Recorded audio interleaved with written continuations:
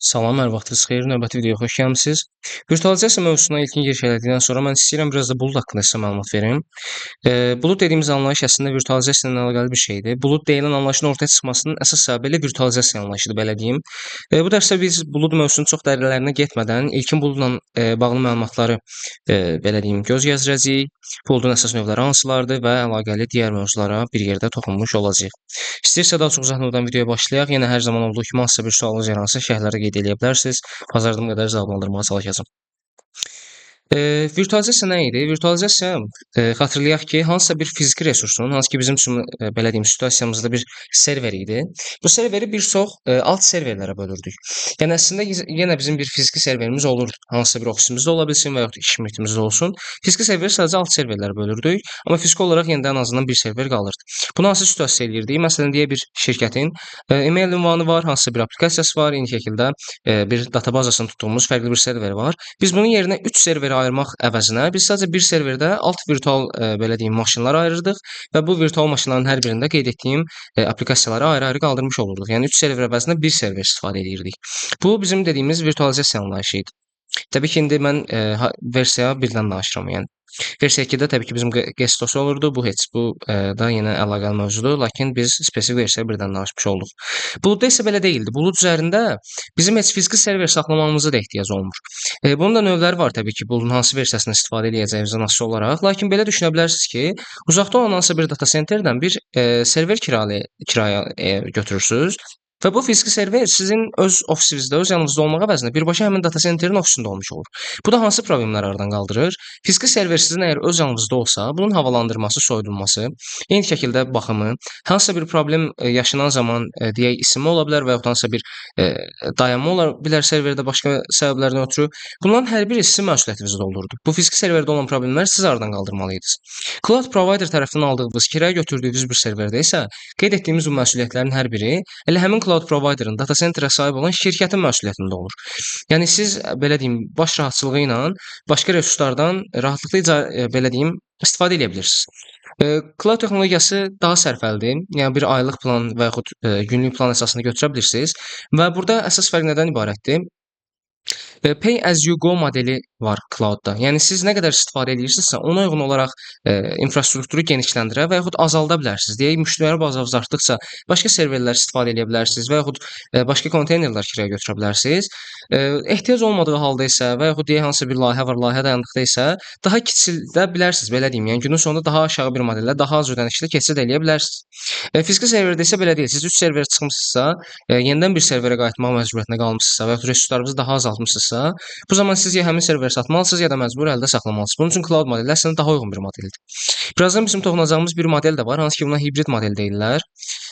Məsələn, hibrid modeldə biz nə edə bilirik? Özümüzün də bir fiziki serveri olur. Əlavə olaraq da bir cloud providerdən istifadə edirik. Məsələn, bu əslində çox geniş şəkildə istifadə olunur. Belə nəzərdə tuta bilərsiniz, hansısa bir veb-sayt host olunur deyək. Host olunma nə deməkdir? Veb-saytın internetə yayımlanmağı deməkdir, hansısa bir serverdə saxlanılaraq.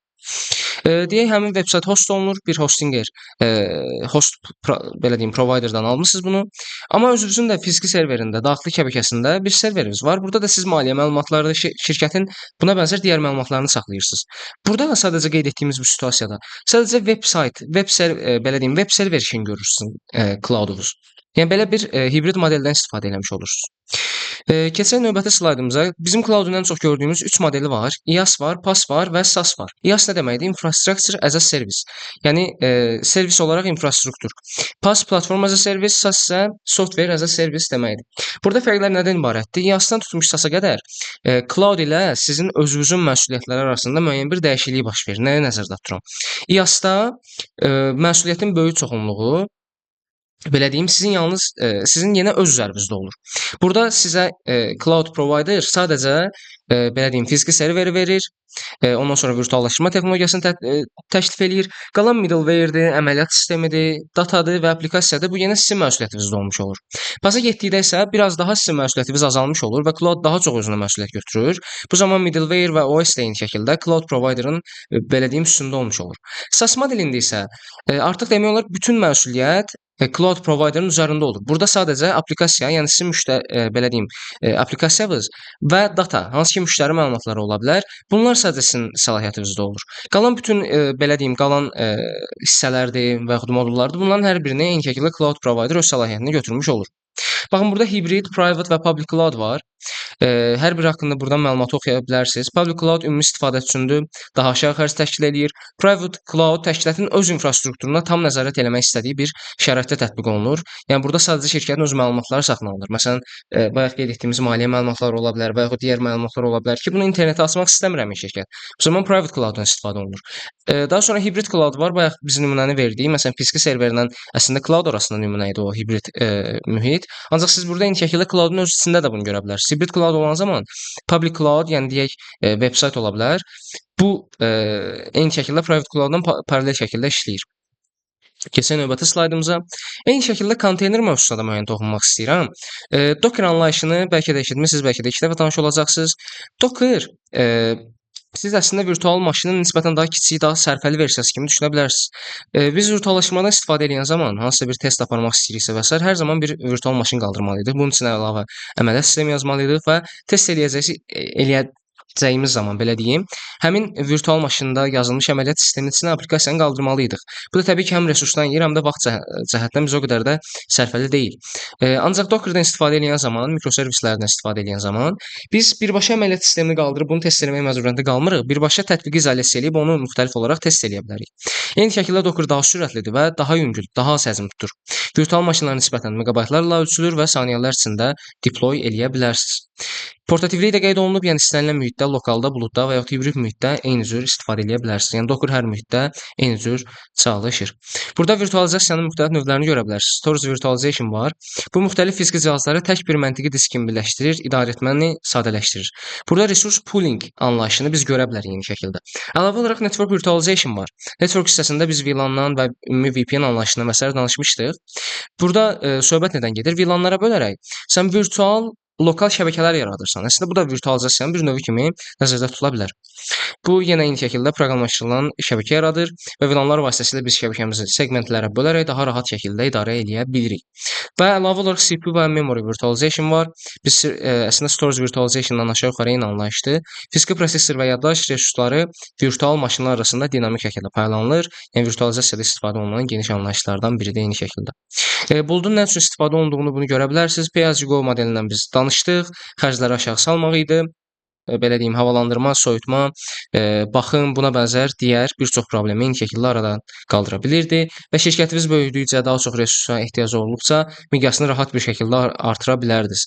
Fiziki serverdən istifadə edən zaman isə bunların hər birini bir-birinə inteqrasiya eləmək, düzgün avadanlığı tapmaq, həm xərclər çoxalırdı bu şəraitdə, həm də miqyaslana bilmə prosesinin qarşısını müəyyən qədər almış olurdu. Yəni cloud olduqda siz eyni şəkildə mərkəzləşdirilmiş idarə etməyi eləyə bilirsiniz. Yəni bütün resursları eyni vahid paneldən idarə eləyə bilirsiniz. Hansı ki bu zaman siz nə qədər performans itkisi yaşamısınız, ümumi performans nədir, nə qədər xətt çıxıb və statistikanı daha detallı şəkildə görə bilirsiniz. Burada isə digər hissələri görə bilərsiniz. İzolyasiya mövcuddur.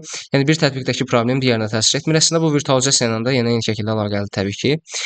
Və disaster recovery dediyimiz bir anlayış var. Disaster recovery anlayışında da cloud bizə müəyyən qədər yardımçı olur.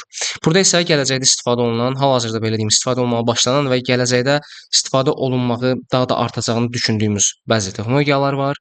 Məsələn, edge computing var. Əlavə olaraq serverless modeldə də eyni şəkildə görmüş oluruq.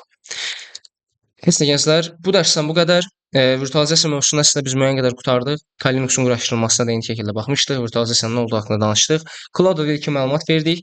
Ola bilsin Cloud haqqında daha geniş bir dərsimiz olsun. Cloud haqqında daha geniş danışaq. Lakin bu dərslik bu qədər. Növbəti videolarda görüşənədək.